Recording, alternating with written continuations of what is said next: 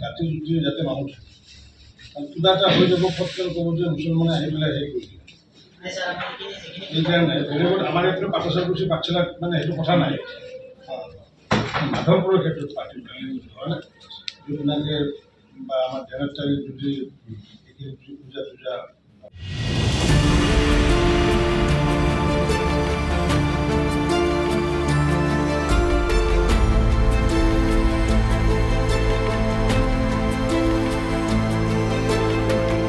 আধ্যাত্মিকতাটো যাতে পুৰা যাতে কাৰণ এতিয়া দেখিছোঁ মানে বহু ঠাইত লক্ষী পূজা পাতি পেলাই লক্ষী পূজাৰ পৰৱৰ্তী দিনাখন লক্ষী প্ৰতিমাৰ সন্মুখত মানে আধুনিক নৃত্য প্ৰতিযোগিতা পাতে আধুনিক নৃত্য প্ৰতিযোগিতা পাতি পেলাই তাতে হিন্দী অসমীয়া মানে গান দি পেলাই লক্ষ্মী ক'ত ভৰ খাব এইটো পলাবলি এইটো পৰিৱেশ প্লাছ মানে আপোনালোকে মই এটা অনুৰোধ জনাইছোঁ মানে গানবিলাক যিবিলাক দিব আধ্যাত্মিক গানবিলাক দিব আধ্যাত্মিক গানবিলাক দিব স্পৰ্টবিলাক দিব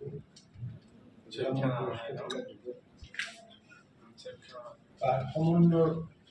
হেৰিয়া দিব এই যাহা তাহা হিন্দী মানে কিছু লগাই পেলাই ভিতৰুৱা পৰিৱেশটো মানে কৰিব নালাগে আজি আমি যি আমাৰ পাঠশালাগুচি সমষ্টি বা নতুন নাম বজালী সমষ্টিৰ অন্তৰ্গত যিমানবোৰ দুৰ্গা পূজা অনুষ্ঠিত হয় সেই দুৰ্গা পূজাৰ সমিতিসমূহক মাননীয় মুখ্যমন্ত্ৰী ডাঙৰীয়াই যোৱাবেলিৰ পৰা যিটো ব্যৱস্থা কৰিছে যে কিছু ধনৰাশি এই ধনৰাশিৰে পূজা নহয় কিন্তু এই ধনৰাশিৰ জৰিয়তে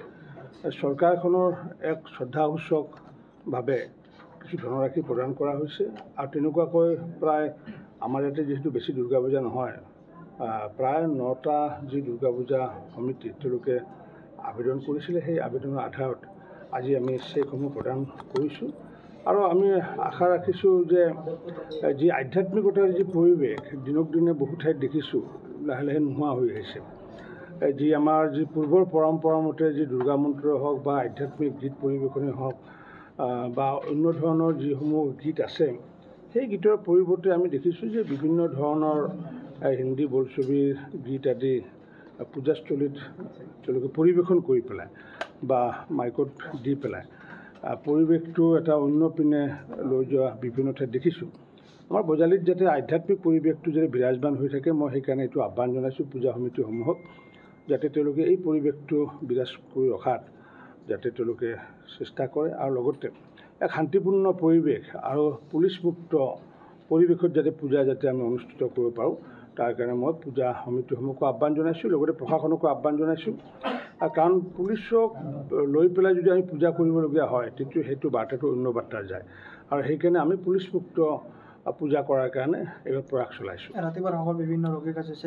আজিৰ দিনটো আমি আজি প্ৰায় 170গৰাকী বিভিন্ন ৰোগত আক্ৰান্ত ব্যক্তিসকলক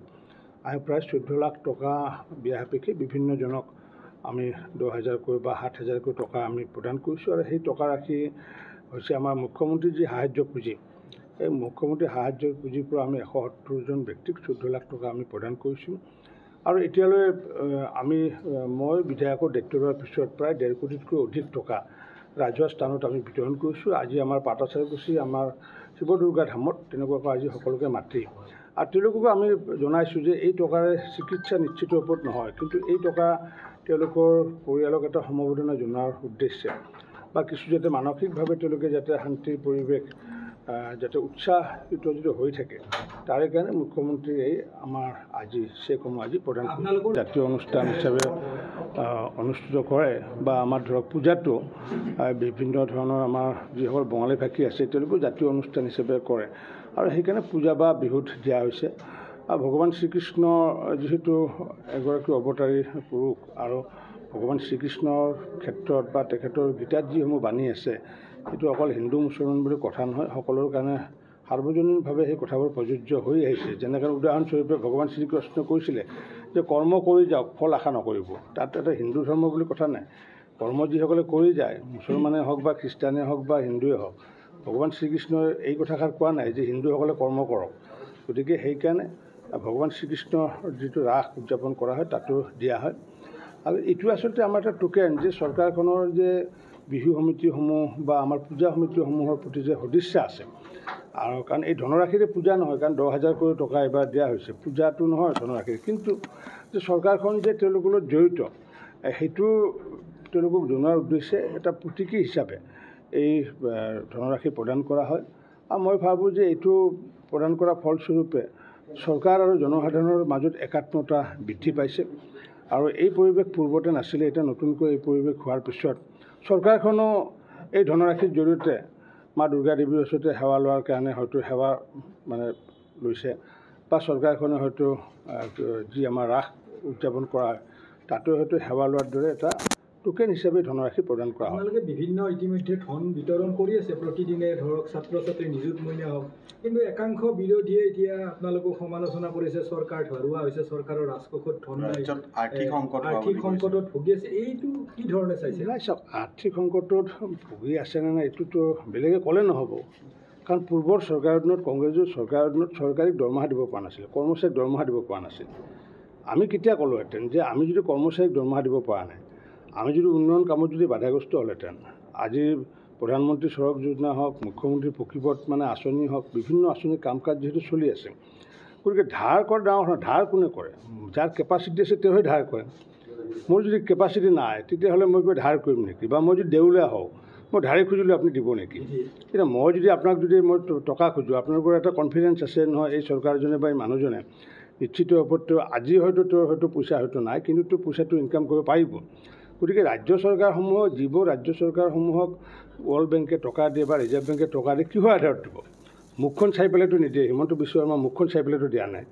যে যি ফিনেন্সিয়েল পজিশ্যন বা সমগ্ৰ বছৰটোৰ তেওঁলোকে GDPনো কি তেওঁলোকে কিমান টকা ইনকাম কৰিব পাৰিব নোৱাৰিব সেইটো চাই পেলাইহে দিয়ে গতিকে ধাৰ লোৱাটো ধৰক কোনো ধৰণৰ অপৰাধ নহয় কাৰণ ধাৰ গৃহৰ কাৰণে লোৱা হৈছে ৰাইজৰ মংগলৰ কাৰণে লোৱা হৈছে নিযুত মইনাৰ জৰিয়তে ছোৱালীসকলক দিছে কাৰণ কিমান দুখীয়া ছোৱালীয়ে পঢ়া শুনাৰ ক্ষেত্ৰত কিমান বাধাগ্ৰস্ত হৈছে সেইটো আমি বুজি পাওঁ কাৰণ কিয় আমি বিধায়ক হিচাপে প্ৰতি ঘৰ মানুহৰ লগত সম্পৰ্ক আছে এডমিশ্যনৰ সময়ত বহুতে আহি পেলাই আমাক সহায় খোজে আৰু এডমিশ্যনৰ পিছত সহায় কৰাৰ পিছত 2 মাহ বা 3 মাহ পঢ়াৰ পিছত সেই ছোৱালীজনী পঢ়া শুনা বন্ধ হৈ যায় বহুতো মইতো প্ৰেক্টিকেলি মইতো কালি বিনীতা মানে কলিতাৰ কথা কৈছোঁৱে দক্ষিণ দিহাবাৰী গতিকে আজি সেই ছোৱালীজনীক যদি এতিয়া ধৰক মই লগ পাইছোঁ কাৰণে সহায় কৰিছোঁ কিন্তু মই যদি লগ নাপালোহেঁতেন তাইতো আজি MA ইংলিছত ফাৰ্ষ্ট ক্লাছ নাপালেহেঁতেন গতিকে মাননীয় মুখ্যমন্ত্ৰী ডাঙৰে যি 2,500 কোটি টকা দিয়াৰ ব্যৱস্থা কৰিছে যিসকলে PG পঢ়িছে সেইটোতো বহুত মানে এটা সকাহ কাৰণ কিয় পূৰ্বতেতো আমি দেখিছোঁ যে 1,000 বা 1,200 টকা আমাৰ ছাত্ৰীসকলক পঠাইছিলে ছাত্ৰসকলক পঠাইছিলে গতিকে এইটো আচলতে কি যে শিক্ষা ক্ষেত্ৰত যাতে আমি যদি আগবাঢ়িব পাৰোঁ তাৰ পৰা গতিকে কোনে কি কৰি থাকক সেইটো আমাৰ কোনো কথা নাই আমি আমাৰ কাম কৰি গৈছোঁ আৰু ভগৱান শ্ৰীকৃষ্ণ কৈছে কৰ্ম কৰি যাওক ফল আশা কৰিব নালাগে যিকোনো খবৰৰ বাবে যোগাযোগ কৰক 7099017330 অথবা 7099017990 নম্বৰ